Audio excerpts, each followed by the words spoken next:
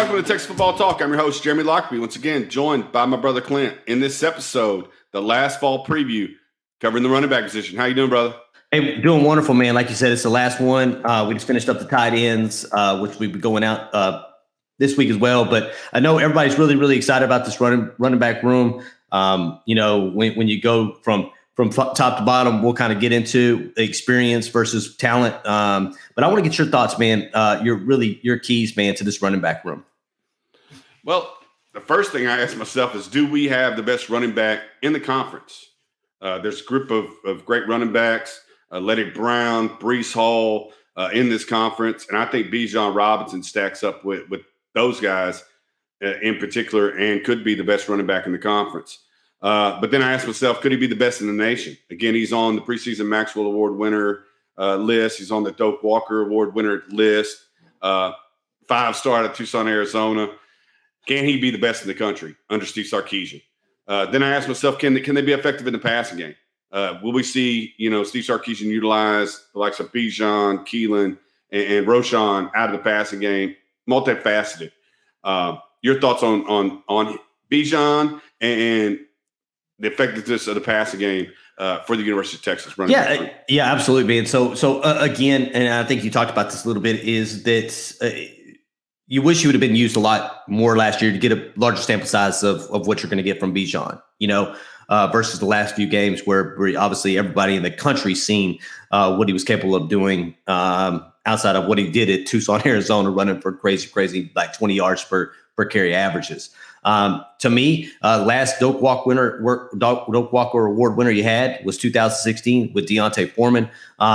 Can Bijan do it again? Absolutely. Do I think he can be one of the best running backs in the nation? Absolutely. But again, you're going against some guys, man, in conference like Breece Hall that are also done a really, really good job, but they've got a larger sample size than what Bijan has. But again, what we think about Bijan, give Bijan the ball 20 to 25 yards, per game, and let Bijan be Bijan. As far as the pass game, I can tell you that again, if you go back and listen to what Steve Sarkisian talks about, he says that the running back is probably the least covered person in the pass game, position in the pass game. Absolutely, Steve Sarkisian is going to take advantage of that. I think what Steve Sarkisian looks for in a running back is a running back can not only run the ball, but get out there on wheel routes, man, and catch it. And you've seen it at Alabama, and you've seen it in Atlanta at his previous stops. And I think that when you're talking about Bijan Robinson, who we've seen, catch the ball, not just on screen passes, but really on wheel routes. Same thing with Roschon Johnson. And I think when you get really down to Keala Robinson, his gadget guy, I think definitely going to see these guys used in the passing game. Absolutely. Yeah, really excited about, a screen pass to Bijan with Christian Jones and Denzel Okafor out front of him, busting wide open, because we saw that in the games against Kansas State and Colorado. It's huge runs, huge big plays from Bijan. I expect them to be utilized in the passing game, because, again, you want your weapons out in space against slower linebackers or on a wheel route against an outside linebacker. And Bijan made catches in the passing game just like that, and Roschon as well. We've seen Roschon make plays out of the backfield. And then you talked about the skill set of Keala Robinson and his speed. Get him in space, on linebackers, safeties, and as many opportunities as you possibly can. Because like you said, they are the least covered receivers on the offensive side of the football field. Two-back sets. What do you think about two-back sets? Maybe using Roschon as a fullback in certain situations, or does it look like a traditional T where you got two running backs lined up beside the quarterback in a shotgun, and then you're looking at die plays with a lead blocker? How do you see the running, or do you see them both flaring out into some kind of pass game? Do you see them utilizing two-back sets? And if so, who would be your two backs that you would frequently use in that condition?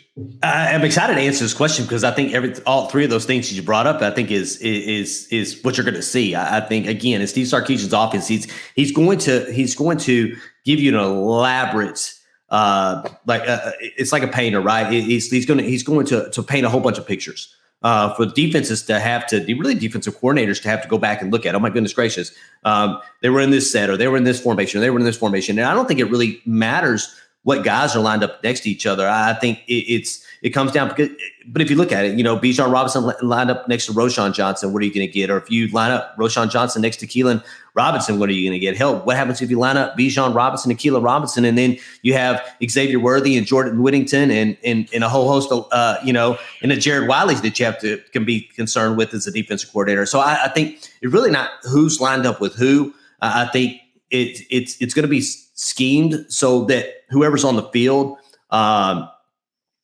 is going to be schemed to a place where we have the upper hand against whatever the defensive coordinator is moving forward. But definitely excited about 2-back sets. I think moving forward, like I've said, I think you're going to see what Iowa State looks like. You have tight ends on the field. You're going to you probably have a couple of running backs on the field, and you're going to try to run the ball down the opposing defense's throat, and then go over the top, man, to some of these speedy wide receivers, man, and hopefully you catch them off guard, man. Try to pack the box with eight defensive linemen. Yeah, I really like your heavy set. Like you said, 2 tight ends, probably Brewer and Wiley, and then Roschon up ahead of Bijan in a 22 personnel. But I also like that speed package you just talked about with Bijan and Keelan on one in the backfield, along with, probably Whittington, Moore, and Worthy, and that speed package. I don't know what you call it. I'd call it the speed package. But yeah, just like you said, the skill sets of different guys and moving them in and out to create mismatches is what you're looking to do. And again, like we said many, many times, it allows for the defensive coordinator to not get predictability, to not understand what you're going to do when you line up in certain scenarios. My question to you is, we talked about Roschon, we talked about Bijan, and we talked about Keelan. Where's the depth? Again, we know Danny Young's been in the program for a while.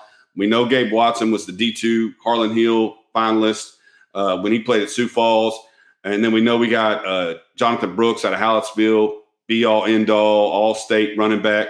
Do you see any of these guys, one, the necessity to play them, and two, if we do have to play them, do you see them being productive under Steve Sarkisian this year? This year, I don't see there's the necessity to play them comes down to how many carries Bijan gets. Because it's the other 2 guys behind him, Roschon Johnson and Keala Robinson, are really dependent on how many carries they get based on how many carries Bijan gets. So as far as the necessity goes, playing Jonathan Brooks and you're talking about Daniel Young and Gabriel Watson, I don't think you're going to see those guys a lot. Maybe if you're looking at probably Rice or some other game where, you can get your running backs out to obviously, because you want to minimize the wear and tear on a running back. They're the ones that take the hits after hits after hits after hits. But I think out of necessity, probably not. But hopefully you're up a large against a couple of teams and you kind of get these running backs to play. But from an experience standpoint versus a production versus experience, definitely 1, 2, and 3 are going to be your guys. Outside of those 3 guys, I don't think you need to really see 4, 5, and 6. Perfect. You want to get us started with the number 1, the bell cow, the big guy, Bijan Robinson? It's superlatives. We could sit here and talk about best running back in the nation. We can talk about, it's a whole bunch of things we could talk about in Bijan Robinson. Obviously, the biggest thing is a Heisman Trophy candidate. But when you talk to Bijan Robinson, you listen to this guy do his interviews. He's about as humble gets, man. It's goes back all about the teams, and it goes about to thanking the Lord, about where he's at and what he's going to be able to do for him, not for him, but just his team. And he goes back to team and team and team and team. So I think individual awards obviously mean a lot to a lot of players. But I think when you're looking at Bijan Robinson, obviously 6 foot, 6 foot, 214 pounds, massive guy. I think it all comes down to teams, and I think individual awards will come later. Obviously 2021 preseason watch list candidate for the Maxwell Award and the Doak Walker Award, second-year running back who's played in 9 games and made 6 starts, just like us, just like every other fanatic or fan of the University of Texas. Kind of go back and wonder why he didn't get played more during his freshman year, but we can't worry about that anymore. Steve Sarkisian's kind of answered everyone's questions about how much he's going to get the ball, somewhere between probably 20 and 25 carries, if not touches a game, and then set a school record of 19.1 yards per carry against Kansas State, and averaged 8.2 yards as a freshman. At the end of the season, do I think Bijan has an opportunity to be the next Doak Walker Award winner for the University of Texas since 2016? Absolutely. Do I think at the end of the season, do I think Bijan Robinson has an opportunity to be a top 3 guy in New York, if that's where it's held at this year for the Heisman Trophy, absolutely. But I think he's more concerned about individual, or he's more concerned about team versus individual at this particular point. I don't know what else to say about Bijan Robinson. What are your thoughts? The only thing that I think, and I'll talk about that last, but like you said, he's a humble young man, appreciative of the talent that he has, utilizes it in the best manner possible. Like I say, a leader to his team, just humble. Just every time you hear him talk, it's credit to this guy, credit to that guy, credit to Coach Straight, credit to. It's always about everybody else and not much about Bijan. But Bijan is phenomenal. Bijan, I'm not sure the model of the car. It's all gas, no brakes, but I know what the engine is, and it's Bijan Robinson. The game plan is going to start and end with him. And I say that to say this. He's the guy that's going to allow whoever that starting quarterback is to be effective. Because if he continues to do what he did against Kansas State and Colorado next year, the play action pass, the RPO game is going to be all gas, no brakes, and or unstoppable. But he's going to be the engine that is in that car, and I expect him to have a monster season, starting with Louisiana on September 4th, and just continue that. It's just to me, it's just going to be all about workload. If you get up on teams, do you allow him to sit and not take those 30 carries when you can probably get him out of the ball game at 22 and let Roschon Johnson and Keala Robinson eat? But the best football player on the football team, probably the best football player in the Big 12 Conference, and maybe the best football player in the nation. But we'll see this year. Excited to have him on our football team. Excited to see him perform this year. Yeah. As an engine, he's built different. If you go look at pictures and stuff, he's definitely, that engine is definitely built different. It's crazy to see how muscular this guy is, man, and the hits that he can take. And one of the things that 𝗟𝗓𝗓𝗏 𝗟𝗓𝗓 said about him is that you got to make sure he's down because of his balance. His balance is outside of just a running ability, his balance is crazy. The things that he can do and the hits that he can take and keep his balance and move forward. We've seen that last year, and I can tell you, 𝗟𝗓𝗓𝗏 𝗟𝗓𝗓 said the same thing in one of his last media availabilities. Man, your thoughts, man, on Roschon Johnson? Go ahead, Jer. Yeah, it is just one last time. Is we were at the spring game in that 6-yard rush that he had going towards the south end zone, where Brendan Schooler kind of had him dead to rights, and he basically held his body up with his hand, was able to pirouette and turn back inside and find a way to score. We saw that against his first big run against Colorado. Like, he initially got knocked back in the hole, bounced back outside, and was down the sidelines for a 60-yard rush. Yeah, so like you said, his balance, his strength, and his speed is remarkable. And the next guy I'm going to talk about has a whole lot of power, and that's Roschon Johnson. 6'2", wears number 2, 219-pound junior. 4-star from Port Neches Groves. Again, he was a converted quarterback out of Port Neches Groves, but he's now a third-year running back at the University of Texas, played in 23 games with 1 start. Again, if your backup's being named to any preseason watch list or preseason all-teams list, then you got a pretty good room. And this is my guy. As far as we're talking about the leadership traits of Bijan Robinson, this is another guy, Roschon Johnson, who's a team first, all about everybody else. I'll get mine. Just phenomenal man, phenomenal family. We've had a chance to conversate with his brother Dorian on multiple occasions. Just good people who are hungry to be great. So his career stats or last year's stats were 80 touches for 418 yards, 6 touchdowns, caught 8 balls for 51 yards and 1 score. Again, this is the guy you want on the goal line to protect Bijan. If you're up late and you're just looking for to grind out a game that you're up 21, 28 points, this is a perfect guy for you. Yeah, Roschon, and Jeremy did the notes on the running backs, and I actually add leadership to the end of Roschon's notes here. Jeremy didn't see that, but to me, that's what it's all about. And it's not just in the locker room. It's not just when he's in front of the camera. It's when he's on the football field. He's given the ball, and then all of a sudden he's taking 3 yards for 15 yards because he's carrying guys on his back. To me, that's what gets guys fired up, man. Is what are you doing in the foxhole once you get in that foxhole or on that football field between those white lines and the ball's given to you? And I think that's what Roschon does, man. Roschon, outside of when he leaves the University of Texas, man, he's going to get drafted by an NFL football team, and this dude's going to have a long to nerd time in the NFL. He's going to play multiple years in the NFL. Roschon is our guy, man. And when it comes to, like Jeremy said, if it's 3rd and 1 or 4th and 1, get Roschon in the game. I promise you, Roschon's not going to get you 1 or 2. He's going to probably get you 5 or 6.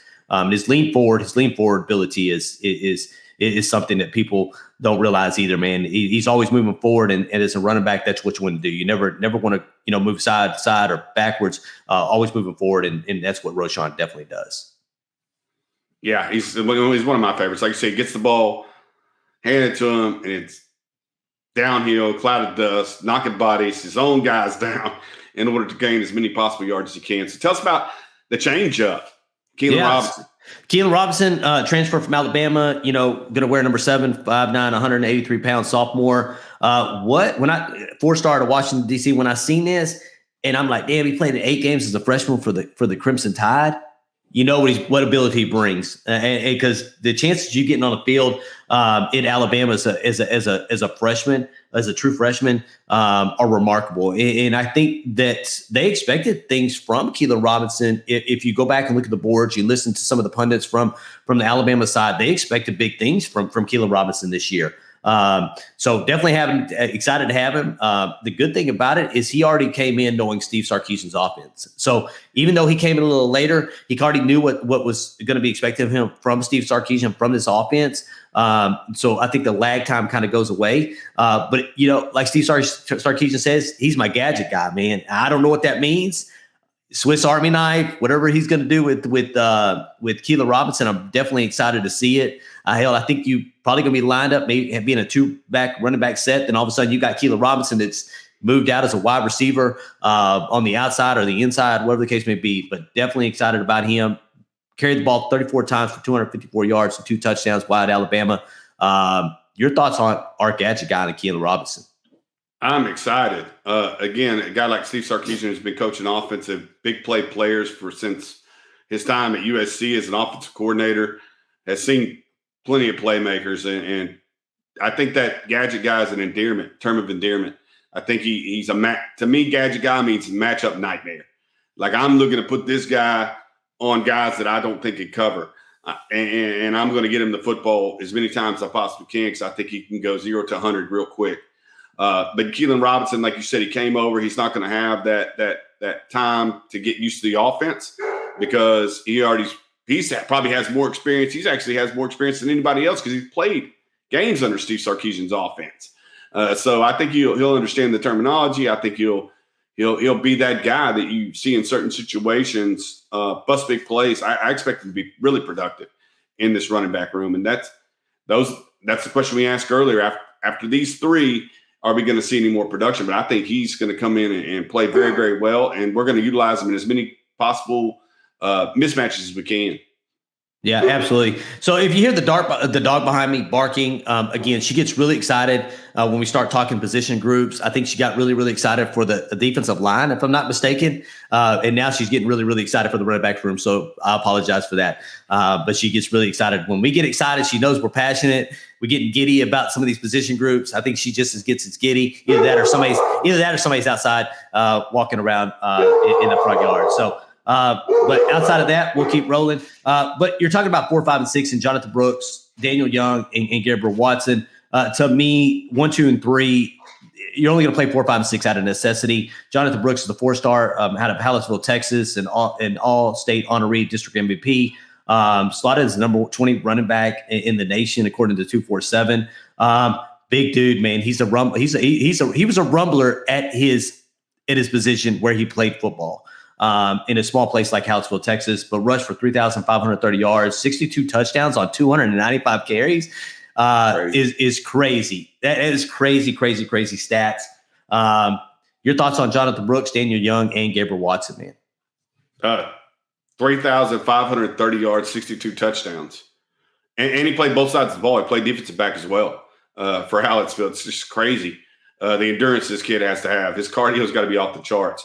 Again, he comes from a small school at Hallettsville, but productive in the number 20 running back by 247 Sports. So he's a good football player. Like I said, I just don't know how much time he's going to see this year.